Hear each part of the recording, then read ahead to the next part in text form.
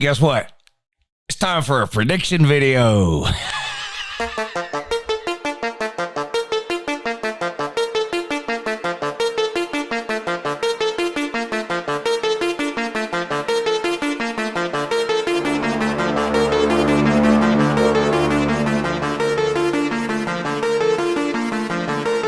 I know stuff. All right, good morning. It's Uncle Lou here. That's right. It is me, Uncle Lou, Lustradamus, as it were, with these prediction videos. Every offseason, I do an entire series of these. We're going to try to do 30 or 40 teams between now and sort of the middle of August before the season starts. And I decided to kick things off the Clemson Tigers. Now, if you're on Uncle Lou's Patreon page, make sure you go over there. You will see the post about these prediction videos. Leave a comment. Let me know what team you want to see me do. That's where I get these teams from every day when I sit down to do them. Now, as far as the order that I do them in, there are some teams I'm not ready to do the prediction video on yet. I'm still kind of making up my mind on a few things, some quarterback situations, some different things like that. But I decided to go with Clemson to kick things off because honestly, this one's going to be a pretty easy one for me. My mind hasn't changed much on Clemson over the course of the offseason. Now, last year, of course, they were 10-4. They lost to 3 SEC teams and Louisville. They lost to Georgia to start the season, South Carolina to end the regular season, lost to Louisville sort of in the middle of the season, their only conference loss.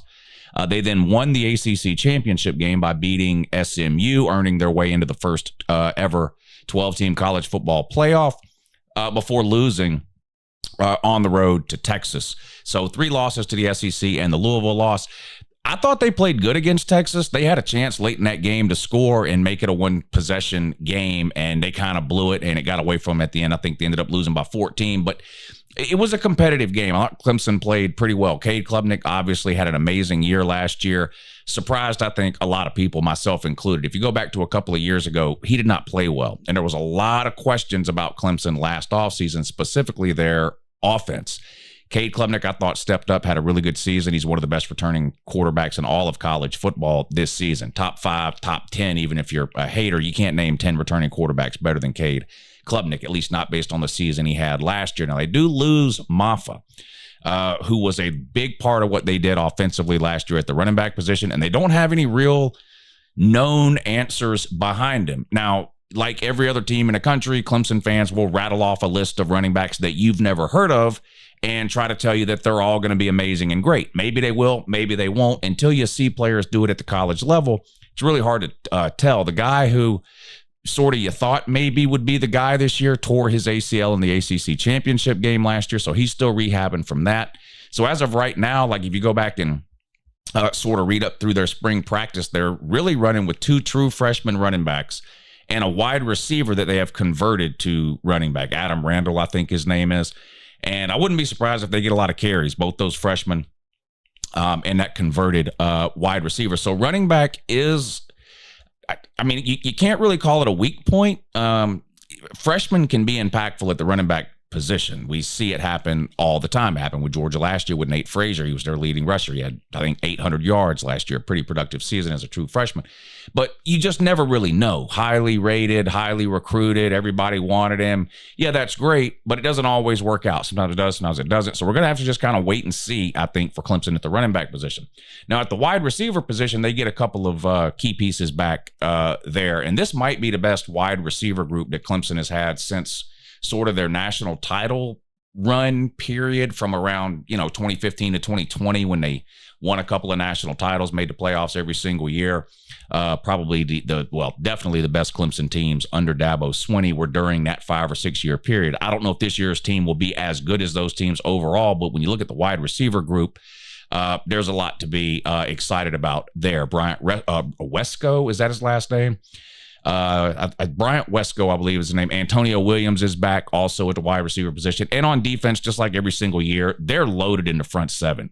Clemson doesn't recruit sort of in that elite level that you sort of associate with teams like, Georgia, Texas, Ohio State, Bama, whatever sort of group of teams sort of always seem to end up in the top 5. Clemson never really seems to be there, but they have pretty good recruiting classes every single year. It's tailed off a little over the last couple of years, maybe starting to pick back up now, but they're loaded in the front 7. I mean, some familiar names there. Linebacker backer Sammy Brown is back. Peter Woods is back on the defensive line. I think he'll have a really good year.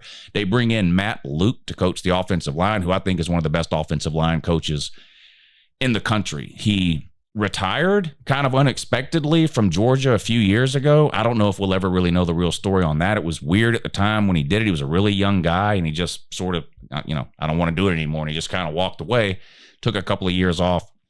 Now he's back doing the same job at Clemson, and I think he's a really, really good one. The offensive coordinator is back. Lincoln Riley's brother, Garrett, it's his second or third year there now. Third year with Cade Klubnik. So the offense, particularly the passing game, with Cade Klubnik coming back and those wide receivers having a year of experience last year, I think the passing game should be a strong point for Clemson. And like I said, the running game may end up being good too. We just really don't know because there's a lot of unknown factors there for Clemson at the running back position. Defensively, I think they'll be fine in the front 7. We'll see how the secondary holds up.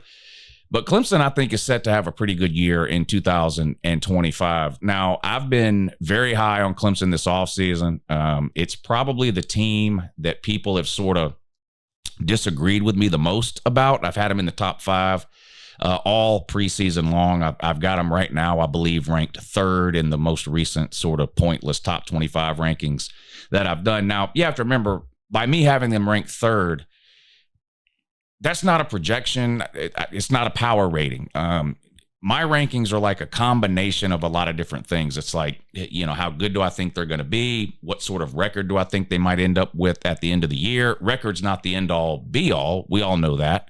But record plays a part in it. And you can see by looking at their schedule up on the screen here, there's just not a lot of hurdles for Clemson to get over this year, in my opinion, particularly within the ACC, and we'll talk about that when we dive into the schedule here in a second. But whoever you sort of consider the front runners to be in the ACC in your mind right now, whether it be, Miami or Georgia Tech or Louisville or SMU or whatever the case, the way the schedule plays out for Clemson this year, I think is pretty favorable, at least in terms of the ACC. We'll talk about the non-con, which is a little more difficult in a second.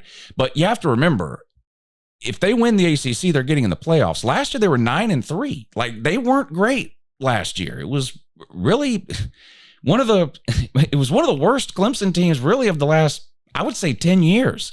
2 or 3 teams might have been a little worse, but, they lost to Georgia, they lost to South Carolina, they lost to Louisville in the middle of the season. There's not a lot of 3-loss seasons floating around for Clemson over the last 10 years, so it wasn't great. But because of the 12-team playoff, they were able to get in. They were ranked 16th, I believe, in the final actual playoff rankings that came out. So under normal circumstances, a 4-year sort of, or a 4-team playoff like we've had, they wouldn't even have got into the playoffs last year. But a lot comes back on offense. They're always good defensively, particularly on the front 7. The coaching staff is mostly intact, and the schedule, I think, is favorable. So let's go through it. I'm going to do my best to give you a win and a loss for every single game here on the schedule. All right, let's start here with LSU. Now, this game is interesting to me for a whole ton of reasons. First of all, almost everybody has both of these teams, LSU and Clemson, ranked within their top 10 heading into the season. So a likely top 10 matchup here in week 1. You've got sort of the battle of the Death Valleys here. Clemson refers to their home stadium as Death Valley. So does LSU. This game, of course, is played at Clemson, which I think is a huge, huge advantage. Not just because Clemson has a significant home field advantage, which they do. LSU has one of the best home field environments in all of college football. So just not having to play there is a huge advantage. Never mind the fact you also have a huge home field advantage yourself, where LSU has to travel and play. So 3-game losing streak to the SEC, like I just mentioned. They lost to Georgia and South Carolina in the regular season, then lost to Texas in the playoffs. So that's 3 straight losses to the SEC. So a losing streak to the SEC. And then you look at LSU, though. They haven't won a week 1 game since 2019. So sitting on a 5-year sort of opening week losing streak. LSU is. They did win their opening week game in 2019. That was their undefeated year with Joe Burrow, where they won the national title. But then in 2020, the SEC only schedule, they lost in week 1, and they've lost their week 1 game in 21, 22, 23, and 24. So they've lost 5 straight opening week games. LSU has, and that dates back to Ed Orgeron. So it's not all on Brian Kelly. Brian Kelly's lost all 3 of his season opening games. That's true. But this losing streak dates back to the previous coach, Ed Orgeron. So somebody's streak's got to get broken here. LSU's opening game losing streak, Clemson's losing streak to the SEC. This is a tough one here. I talked about Cade Klubnik and how good of a quarterback I think he is, one of the best returning quarterbacks in all of college football. I think you can say the same thing about Nussmeier. He's got to cut down on the interceptions, and LSU did a lot of work in the transfer portal, which I didn't mention about Clemson. But let's give Clemson a little bit of credit. They brought in 3 or 4 players through the transfer portal, which might not sound like a lot because it's not, but that's 3 or 4 more players than like they've ever brought in the history of their program. Pretty much, you know, Dabo's stance on the portal. So Clemson did go dipping in the portal a little bit, but LSU in the portal heavy.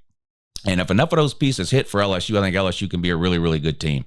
This was a very tough game for me to decide. I've gone back and forth on this game all offseason. I'm going to give Clemson the benefit of the doubt here. An early season game at home, I think that's huge. I'm going to give Clemson the nod in a close game. But this is a dangerous game, clearly, for both teams. LSU is really good. I've got them ranked really high. They're in my top 10. So I think LSU is going to be a good team. This is not a shot at LSU. I just think Clemson has been sort of building to this year over the last couple of years, and I think they start things off with a win. I've got them 1-0 after a win at home against LSU. Then they host Troy. That should be a fairly easy win for Clemson there. They'll be 2-0. Now on the road at Georgia Tech. Now I love to try to find landmines for every single prediction video that I do. You know, I've been watching college football a long time, like the majority of you have. Most teams are going to lose a game every single year that you didn't see coming. They're going to sort of lose a game they weren't supposed to lose type of thing. And then a lot of times teams will win a game they weren't supposed to win too. Georgia Tech, I think, is a sneaky, dangerous team in 2025. Ridiculous 7-6 rings aside, which they handed out last week, which is just a total mockery. And we've been over that.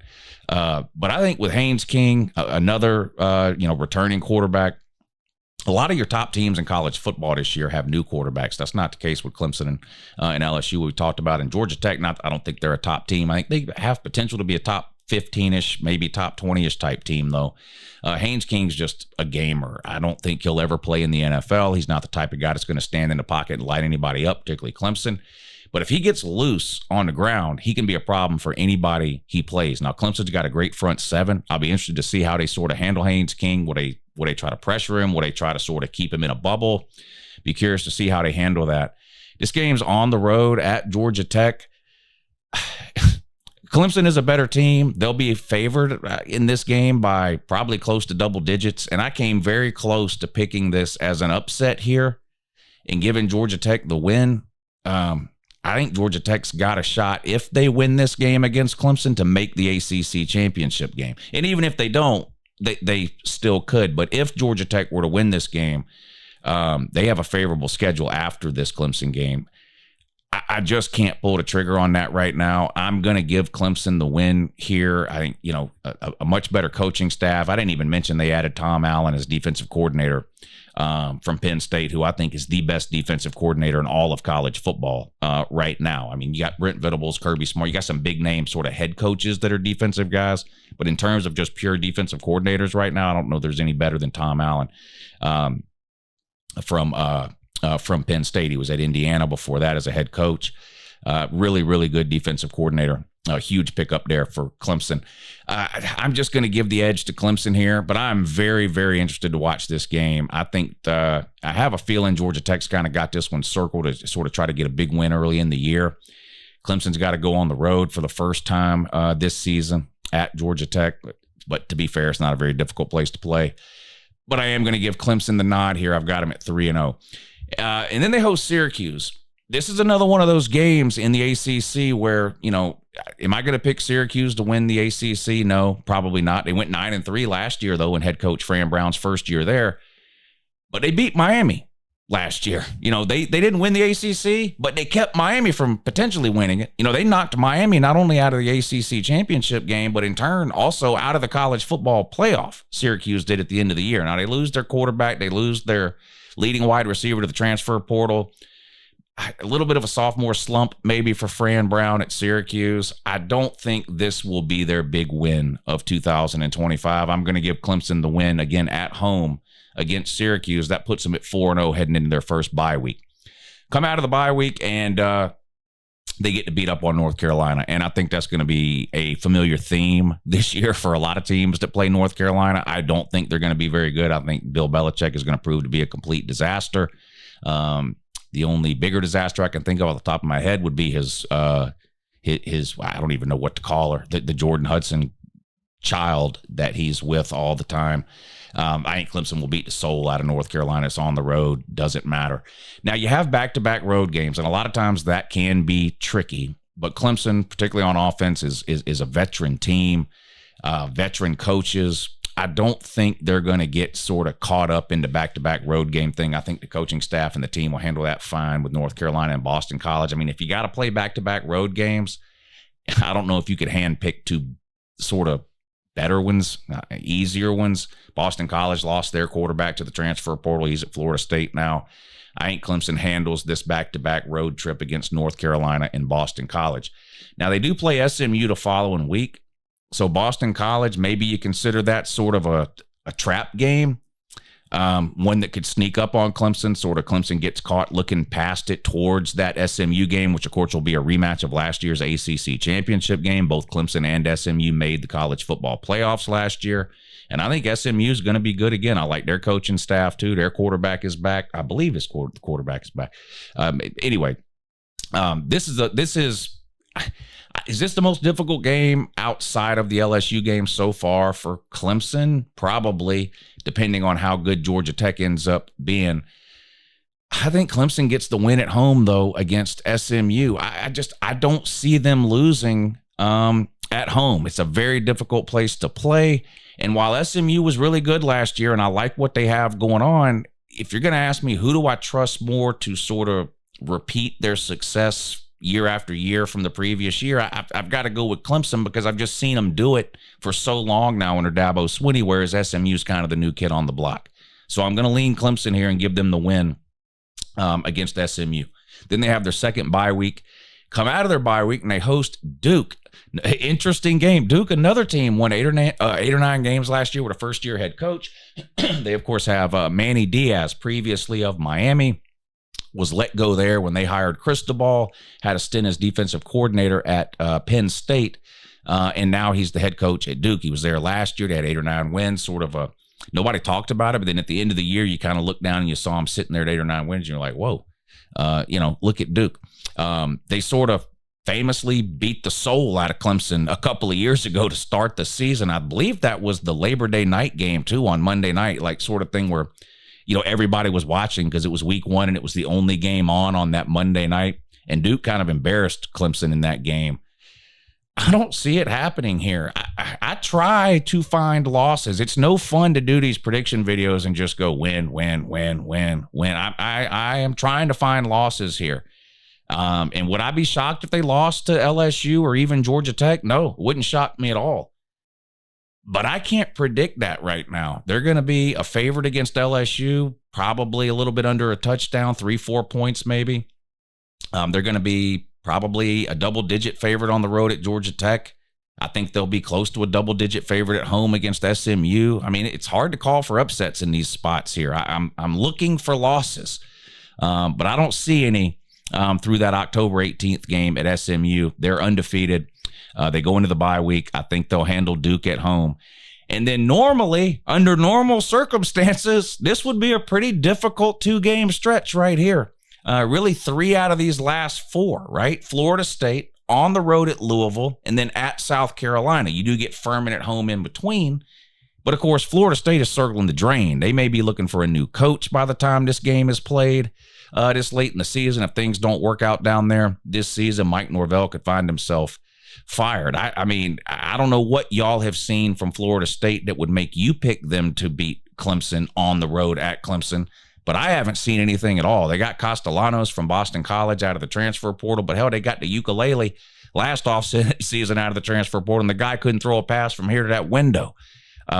They seem to be a disjointed team with no identity. In fact, they don't even really seem to be a team. I hate to use a Butch Jones quote here, but they seem like a group of individuals, not a team. I'm not high on Florida State. Now, I don't think they're going to go 2-10 again. I mean, that would be mind-boggling if they did that. In fact, they may be one of the most improved teams in the country in terms of wins last year versus wins this year. I could see them getting to 6-7 wins, maybe even 8 if they pull off an upset. I don't think it's going to be against Clemson, though, not on the road at Clemson. I got Clemson remaining undefeated. Then they go on the road and play Louisville, loss. I am done falling for the Louisville sort of trap. And I don't even know if trap is the right word. Louisville has been one of the most consistently good teams in the ACC over the last 3 to 4 years. They made the ACC championship game a couple of years ago, losing to Florida State. Last year, they didn't make the ACC championship game, but they were still pretty good, and they beat Clemson, the team that went on to win the ACC. Braum is there. I think he's one of the most underrated coaches probably in the country, definitely in the ACC. I like their quarterback situation there. They do have an identity. They're like the exact opposite of Florida State.